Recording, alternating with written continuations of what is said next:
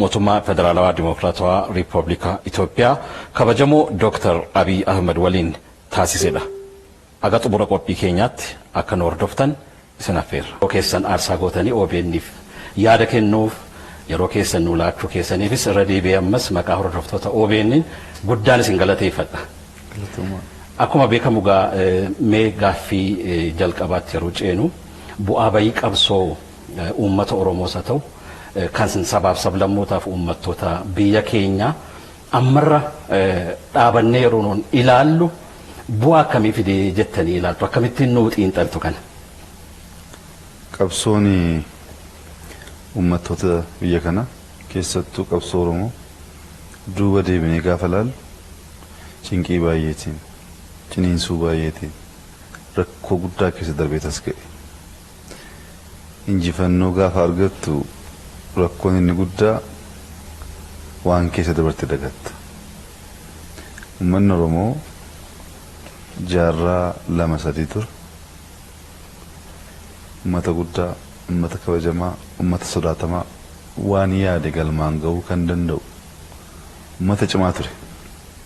Uummanni kun Afrikaa keessatti lakkoofsaan saba guddaadha. Dachii bal'aa kan qabudha. Kun akkasumaan kan dhufe miti qabsoodhaan kan argamedha. Seenaa isaa gabaabinaan duubatti deebinee gaafa ilaallu jaarraa 16ffaa duratti Oromoon mootummaa isaa naannoo kan naannoo Dukamitti dhaabee ture. Naannoo Dukamirraa dhahameetu gara Cuqqaalaatti, Cuqqaalaarraa dhiibameetu gara Baaleetti kan deeme. Adeemsi isaa diinonni uummata Oromoo yeroo hunda xiyyeeffannaan isaanii mataarraa dur qaallu rukutanii Oromoo bittinneessu. Jalqaba taargeet godhanii kan balleessu barbaadan qaallu Oromooti. Qaalluun Oromoo keessatti dhageettii guddaa waan qabuuf. Abbaa bokkuu caalaayyuu abbootii amantaa gadaa Oromoo sassaabanii qaban dhahuudhaan Oromoo bittinneessaa turan. Sana booddee madda walaabuu keessatti Oromoon gadaa haaromse of qorate. Maaliif bittinnaa jirra? Maaliif diigamaa jirra? Maaliif diinonni keenya irratti cimaa jireetu haaromsa cimaa gaggeesse. Aadaa Oromoo keessatti kan nama gammachiisu tasgabbiidhaan ta'anii mari'atanii yaada burqisiisuu saba danda'udha. Eega haaromsa gadaa irratti godhame booddee wanti haaraa Oromoon akka haaraatti of cimsee kaasee ni jalqabaa caaseffama. Caaseffama mootummaa, caaseffama gadaa duwwaa osoo hin taane caaseffama sabaa hojjete. Nam tokko dhalatee amma dulloomutti gaheensa maal ta'uudha akka qabu caaseffama hojjete. Caaseffamni sun ammatti namoonni saayinsii beekan baay'ee saba tokko uummata tokko ijaaruudhaaf caaseffama akkasii hojjechuun hagam murteessaa akka ta'e ni dubbatu. Dabballeetii kaasee amma jaarsaatti ijaaramni sun keenya waan ta'eef xiqqeessine malee, keenya waan ta'eef dubbachuu jibbine malee, keenya waan ta'eef irra deddeebinee qorachuu dadhabne malee seenaa addaati. Saba ijaare achi keessaa gadaa ijaare Oromoon ilaaf ilaameen amana. Oromoon abboomameetu karaa dimokiraatawaa ta'e filee ka'eetu isa filee sanaaf abbaa bokkuu isaatiif abboomameetu hojjeta. Kanatu bara dheeraa injifannoo guddaa nuu kenne. Adeemnee gidduutti ballachaa gaafa deemnu, walirratti ka'aa gaafa deemnu, bittinnaa'aa gaafa deemnu, ammas Oromoon injifannoo argate sana eegee bara dheeraa tursiisuu hin dandeenye.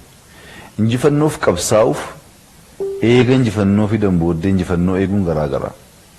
Injifannoof qabsaa'uun xiiqii waan qabuuf, wal dhageettii waan qabuuf, wal kabajuu waan qabuuf, aarsaa ta'us waan qabuuf mada'a kufaa ka'a hin qabsoofta. Gaafa injifannoon argamee diini naannoo keerraa baqatuyyi yeroos xiiqiin sun xiqqaachaa deema. Uummanni Oromoo akkaataa kanaan eega dhufe booda waggaa 50 waggaa 60 dura ammas bifa haaraatiin qabsoo jalqabuudha yaalee tureera.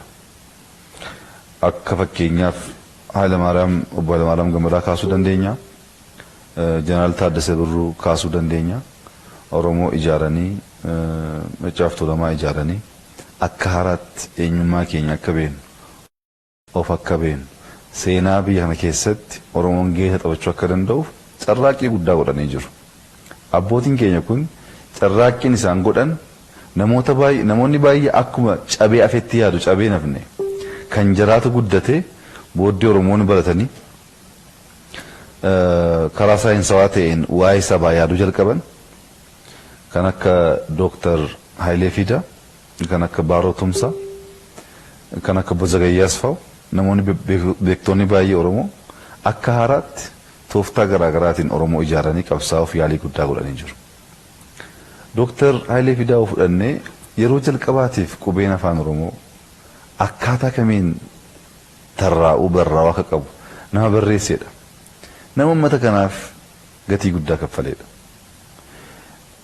Hayileen beekumsi isaa yaanni isaa baay'ee gadi fagoo waan ta'eef akkaataa kamiin uummanni Oromoo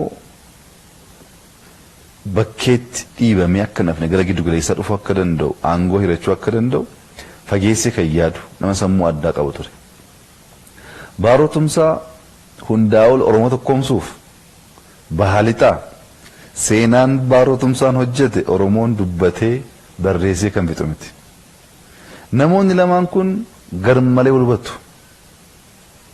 wal dubbisu, hin mari'atu, hin yaadu.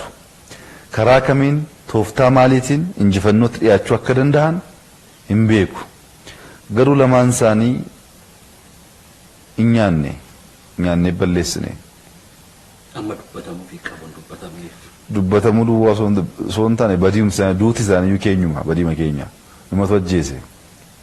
Hayilee Fidaa qabsoon gara qabsoo hidhannootti jijjiiramu gara horroo deemuuf asiin gara sulultaa ba'ee karaa jalqabee osoo adeemuuf ka'u namoonni miiraan oofamanii Naqamtee irratti namoota mana hidhaa jiran hiiksuudhaaf yaalii godhanii karaa itti deemaa jiruuf galmi isaa waan barameef isa jijjiiruuf gaafa deebi'u qabameetu diina harkatti kufee bade.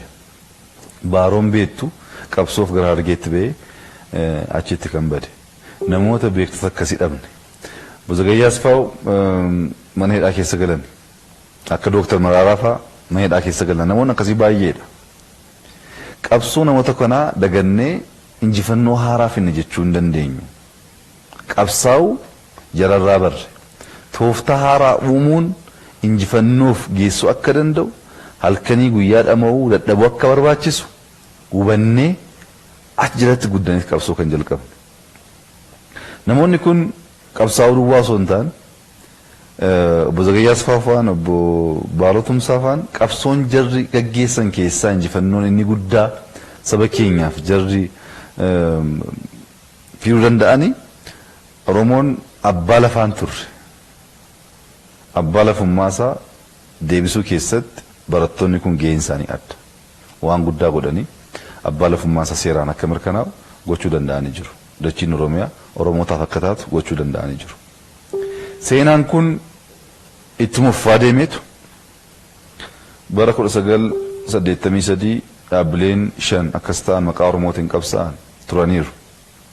Wal hubachuu, wal dhaggeeffachuu, walirraa barachuu, waliin dhaabbachuu hin dandeenye. Walitti naafanii, wal tuffatanii. Gaafa sabni wal tuffatu, gaafa ilaafilame dhibu fagoo deemuu hin danda'amu. Abbaan kan ofiin kabaju taanaan Ormi kabajuu hin danda'u. Wal kabajuun baay'ee murteessaadha. Isa dhibeennaan waggaa 20 ol rakkoo guddaa keessa turre. Rakkoo sana keessatti uummanni Oromoo qabsoo hadhaa gaggeessee jira. Aarsaa hundi keenya yaadannu kaffalaa ba'ee jira. Namoonni baay'ee hidhamanii, dararamanii, biyyaa ba'anii. Inni kaanis kan jiru fakkaate jiraachuu dadhabee biyya isaa keessatti bahee galuun cinqii ture. Waggaa 2 dura. Oromoo ta'anii abbaa qabeenyaa ta'uun, Oromoo ta'anii hayyuu ta'uun waan salphaan ta'e biyya kana keessatti. Sana booddee nu keessatti mariin gochaa turre maa inni seenaan Oromoo? Oromoon akkaataa kamiin guddachuu danda'e? Diinni isaa maaliif mo'aa jira? Maaloo gone Oromoo ijaarree injifannoof qaqqabsiisuu dandeenya kan jedhu mari'achaa turre. Namoonni baay'ee Oromoon beekanii. Oromoonnis Oromoon beekanii. Sirna gadaa keessatti Oromoo hubachuu barbaannaan yeroo dheeraa fudhattee qorachuu barbaada. Sirni gadaa of keessatti amantaa qaba. Sirni gadaa of keessatti aadaa qaba. Sirni gadaa of keessatti sirna mootummaas qaba. Gadaa jechuun akka aadaa warra kaanii miti. Of keessatti waan baay'ee hammate. Garaa bal'ataa, laphee bal'ataa, sammuu fagaataa, diina hammataa.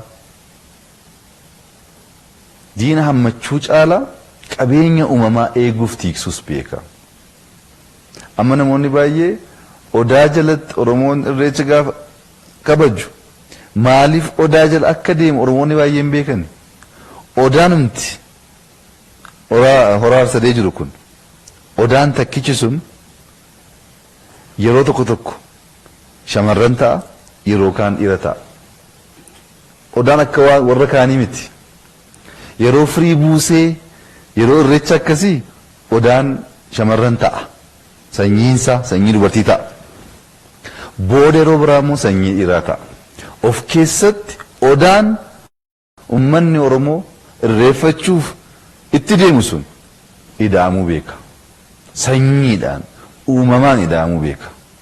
Odaan takkicha al tokko dhiira al tokko shamarran ta'etu ida'amuudhaan jiraachuun akka danda'amu odaan beeka.